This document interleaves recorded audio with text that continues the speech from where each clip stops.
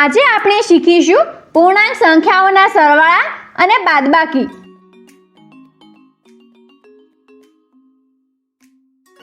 પૂર્ણાંક સંખ્યાઓના સરવાળા અને બાદબાકીની સમજ ઘણી પરિસ્થિતિઓમાં આપણને ઉપયોગી થાય છે। જેમ કે આ રાહુલનું બેંક ખાતું છે જેમાં જમા રકમ ધન ચિહ્નથી અને ઉપાડેલી રકમ ઋણ ચિહ્નથી દર્શાવેલ છે। બાકી રહેલી રકમ પ્રાપ્ત કરવા માટે પહેલાની બાકી રહેલ રકમ સાથે આનો સરવાળો કરવામાં આવે છે। આ રીતે પૂર્ણાંક સંખ્યાઓનો સરવાળો અને બાદબાકીનો ઉપયોગ આપણે બીજી ઘણી પરિસ્થિતિઓમાં કરીએ છીએ।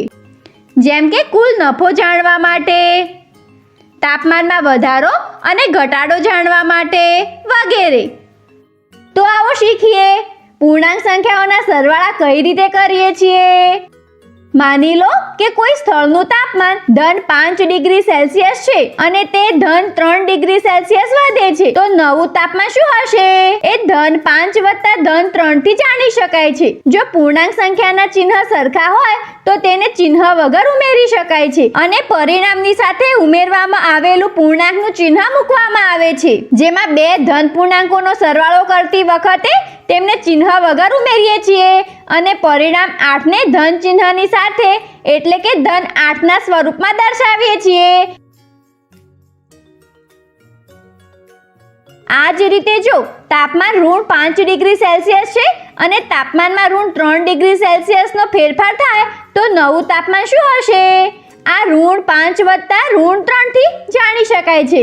અહીંયા બે ઋણ પૂર્ણાંકોનો સરવાળો કરવામાં આવે છે જેનું ચિહ્ન સરખું છે, એટલે કે અહીં પણ પહેલા આપણે આને ચિહ્ન વગર ઉમેરીશું અને પરિણામ 8 ને ઋણ ચિહ્નની સાથે એટલે કે ઋણ 8 ના સ્વરૂપમાં દર્શાવીશું।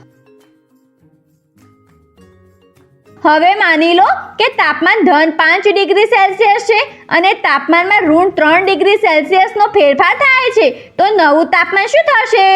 આ આપણે કેવી રીતે જાણીશું? વિચારો। ચાલો અમે જણાવીએ છીએ। આ ધન 5 વત્તા ઋણ 3 થી જાણી શકાય છે। જો ઉમેરવામાં આવેલા પૂર્ણાંકનું ચિહ્ન અલગ હોય તો આપણે ચિહ્નને અવગણીએ છીએ અને મોટા પૂર્ણાંકમાંથી નાનો પૂર્ણાંક બાદ કરીએ છીએ અને પરિણામ સાથે મોટા પૂર્ણાંકનું ચિહ્ન મૂકીએ છીએ। જેમ કે અહીં આપણે 5 માંથી 3 બાદ કરીને પરિણામ 2 ની સાથે મોટા પૂર્ણાંક ધન 5 નું ચિહ્ન મૂકવામાં આવ્યું છે। આથી પરિણામ થશે ધન 2। આ રીતે ઋણ 5 વત્તા ધન 3 કરવું હોય તો આપણે 5 ઓછા 3 કરીશું જેનાથી પરિણામ 2 મળશે।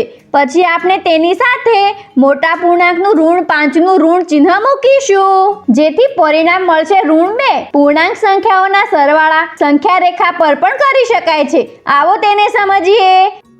ધન 5 વત્તા ધન 3 નો સરવાળો સંખ્યા રેખા પર કરવા માટે પહેલા આપણે ધન 5 નું સંખ્યા રેખા પર સ્થાન જાણીશું। જો કે ધન 5 ધન પૂર્ણાંક છે એટલે તેનું સ્થાન શૂન્યની જમણી બાજુ 5 પગલા દૂર છે। પછી આપણે બીજી સંખ્યાનું ચિહ્ન જોઈએ છીએ। સંખ્યા રેખા પર બે પૂર્ણાંક સંખ્યાઓનો સરવાળો કરતી વખતે જો બીજી સંખ્યાનું ચિહ્ન ધન હોય તો પહેલી સંખ્યાની જમણી બાજુએ જવું પડે અને જો ઋણ હોય તો ડાબી બાજુએ જવું પડે, પરંતુ અહીં બીજી સંખ્યાનું ચિહ્ન ધન છે તેથી આપણે 5 થી જમણી બાજુ 3 પગલા જઈશું। તેનાથી આપણે પહોંચી જઈશું ધન 8 પર, કારણ કે ધન 8 એ ધન 5 અને ધન 3 નું પરિણામ છે। આ રીતે જો આપણે ઋણ 5 વત્તા ઋણ 3 કરવું હશે તો શૂન્યની ડાબી બાજુએ 5 પગલા જઈશું, પછી બીજી સંખ્યાનું ઋણ ચિહ્ન હોવાના કારણે ફરીથી 3 પગલા ડાબી બાજુ જઈશું। આથી આપણે પહોંચી જઈશું ઋણ 8 પર, જે ઋણ 5 વત્તા ઋણ 3 નું પરિણામ છે। થોડુંક વિચારજો, આપણે સંખ્યા રેખા પર ધન 5 વત્તા ઋણ 3 નું પરિણામ પ્રાપ્ત કરવું હોય તો તે કેવી રીતે કરીશું? વિચારો। તમે સાચું વિચાર્યું। ધન 5 માટે પ્રથમ આપણે શૂન્યની જમણી બાજુ 5 પગલા જઈશું અને પછી તેમાં ઋણ 3 ઉમેરવા માટે ડાબી બાજુ 3 પગલા જઈશું। આથી પરિણામ થશે ધન 2। હવે આવો જાણીએ પૂર્ણાંક સંખ્યાઓની બાદબાકી કેવી રીતે કરાય છે, પરંતુ તેના પહેલા આપણે એક વાત સમજવી જરૂરી છે।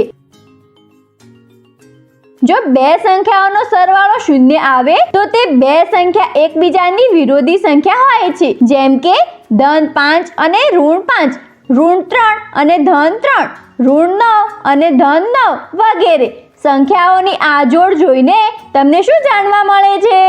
વિચારો. ચાલો અમે જણાવીએ છીએ.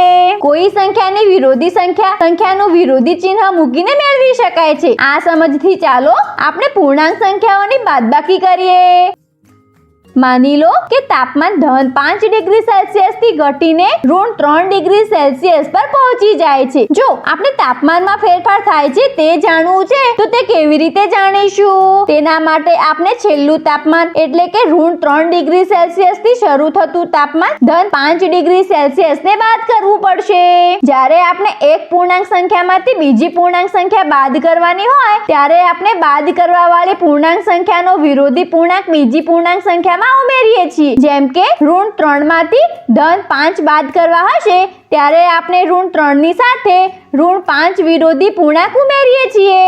એટલે કે ઋણ 5 ને ઉમેરીએ છીએ.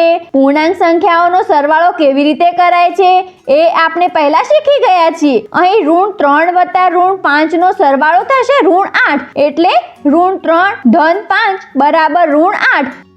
સંખ્યા રેખા પર બાદબાકી કરવા આપણે પહેલા બાદબાકીને સરવાળામાં ફેરવીએ છીએ. પછી સંખ્યાઓને ઉમેરીને પરિણામ પ્રાપ્ત કરીએ છીએ. ફેરફાર કર્યા વગર પણ આપણે સંખ્યા રેખા પર બાદબાકી કરી શકીએ છીએ. એના માટે આપણે પહેલી સંખ્યાનું સ્થાન યાદ કરીશું. સંખ્યા રેખા પર બે પૂર્ણાંક સંખ્યાની બાદબાકી કરતી વખતે જો બીજી સંખ્યાનું ચિહ્ન ધન હશે તો આપણે પહેલી સંખ્યાની ડાબી બાજુએ જઈએ છીએ અને જો ઋણ હશે તો જમણી બાજુએ જઈએ છીએ.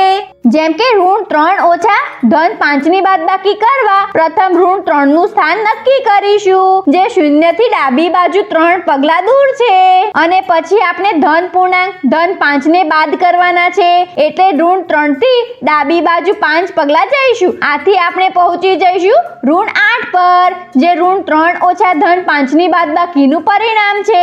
આ જ રીતે જો આપણે ઋણ 5 ઓછા ઋણ 3 ની બાદબાકી કરવાની હોય તો પ્રથમ આપણે ઋણ 5 નું સ્થાન નક્કી કરીશું જે 0 થી ડાબી બાજુ 5 પગલા દૂર છે. જેમ કે આપણે ઋણ પૂર્ણાંક ઋણ 3 ને બાદ કરવાના છે તેથી ઋણ 5 થી જમણી બાજુ 3 પગલા દૂર જઈશું. આથી આપણે પહોંચી જઈશું ઋણ 2 પર જે ઋણ 5 ઓછા ઋણ 3 ની બાદબાકીનું પરિણામ છે. આ રીતે આજે આપણે શીખ્યા પૂર્ણાંક સંખ્યાઓના સરવાળા અને બાદબાકી. આગળના વિડીયોમાં અમુક ઉદાહરણો દ્વારા એને વધારે સારી રીતે જાણીશું.